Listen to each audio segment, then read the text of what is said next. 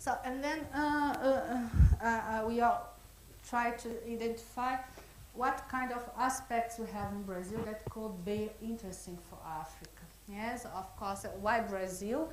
In the area of biofuels, because it recognizes the larger produce of ethanol from sugarcane.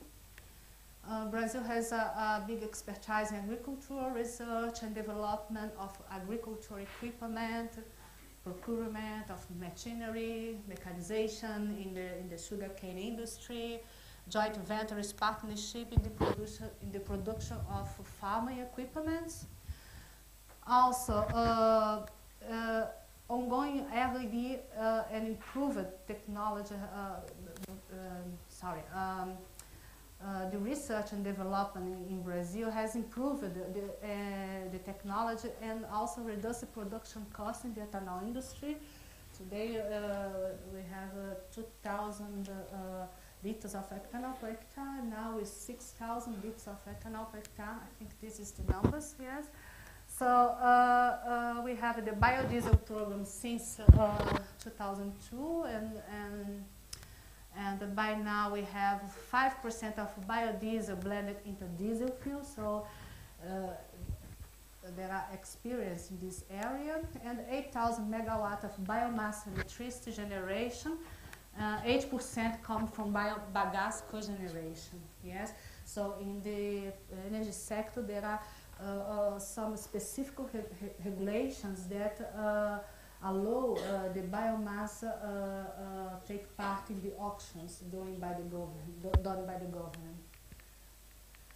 So also Africa, similarities of climate and soil.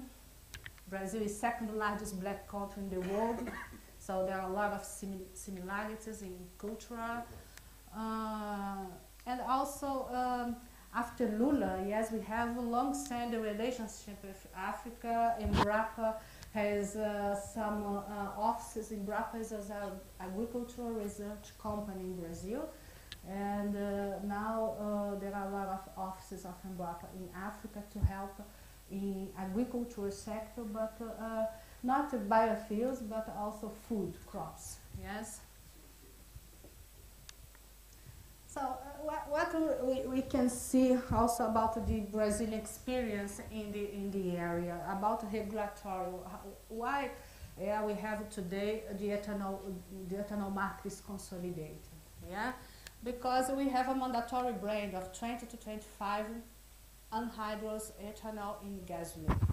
So that gives a guarantee to the market, so they can produce, and the producer know that they will achieve the market, they will sell the production. So regarding hydrated ethanol, we have some problems in the 7s and 8s, but recently with the flex fuel vehicles, that's a technology that you can mix ethanol and the gasoline in different combinations. You can have 50-50, 70-30, 40-60. So and the autos run.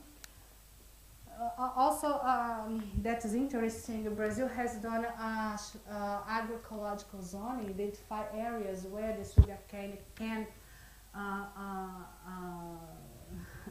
expand, grow. Yes, expand. So can and then this helps not only regarding sustainability criteria, but also that's land that is already degraded. Yeah, so that the agriculture of sugarcane can be expanded for this area, and also give some security for the investment in Brazil, because then the investor know, okay, here I can invest, but there I cannot. So then you define areas where you can expand your production.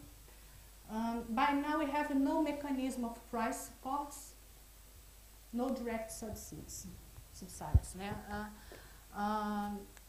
Biodiesel, we have mandatory targets, by now 5%. We start with 2. Also there is large involvement of the government for start the biofuels market and for the to achieve the consolidation. It's important that the government and the institutional rules are very clear, and so that's Brazil has done in the ethanol industry with a lot of problems. I'm not speaking here that there were not problems. Of course there were, but you have to start, yes, and then you have to adjust along the time. Yes, the ethanol industry had its problem, yes, and the biodiesel also has by now is a new program. They are facing some problems also, but I think it's a matter of time. You know, after 20 years, then you have a consolidated market. You can then you can create value along the chain, and then you can adjust and include questions that by now is not included in the program. Yes.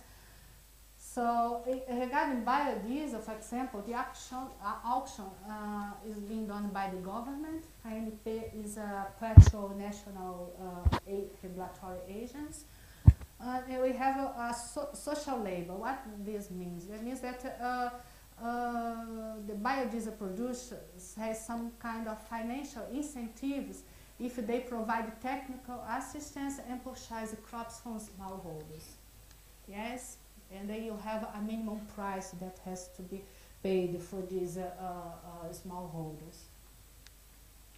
So, come back a little to the ethanol industry. So, also when I'm speaking about the no mechanism of price support by public policies by now, but we have no direct subsidies, but we have a differentiation in the tax. So, for example, you have less tax in the ethanol than in gasoline. So that means that you can maintain the price of the ethanol competitive for the internal market in Brazil. Also, just would like to point out that in the last years, the ethanol, the ethanol prices in Brazil is competitive with the international price of the gasoline. Yes, and around 2002, yes, so here Brazil has reduced the subsidies or no subsidies more for the ethanol industry, yes, because then the ethanol was competitive with gasoline. So it's another question that is interesting because the price of the ethanol has to be low enough to the ethanol, they have a hat value different of gasoline. So 1 liter of ethanol is not the same of 1 liter of gasoline. So, and the price has to incorporate this question. So in order to allow the consumer to choose ethanol and not gasoline. Yeah? So that's what we have now in Brazil. We have by now around 18 million hydrated alcohol, because of the flex fuel industry. We are now in Brazil in the consolidation phase of the ethanol industry. So it was a long way, 30 years or maybe 40 years, yes, and now we are in the consolidation phase, and we are facing now a lot of sustainability criteria in the ethanol industry, and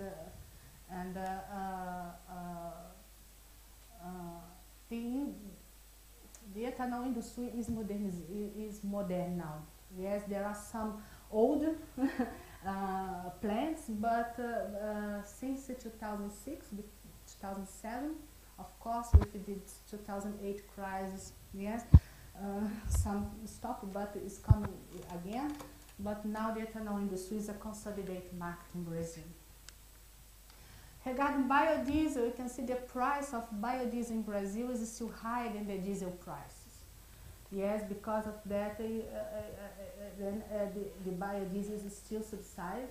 There is a kind of subsidies, yes, for the Brazil biodiesel. But as you put only 5% of biodiesel into the diesel, yes, so then we can dilute this price to the end consumer better.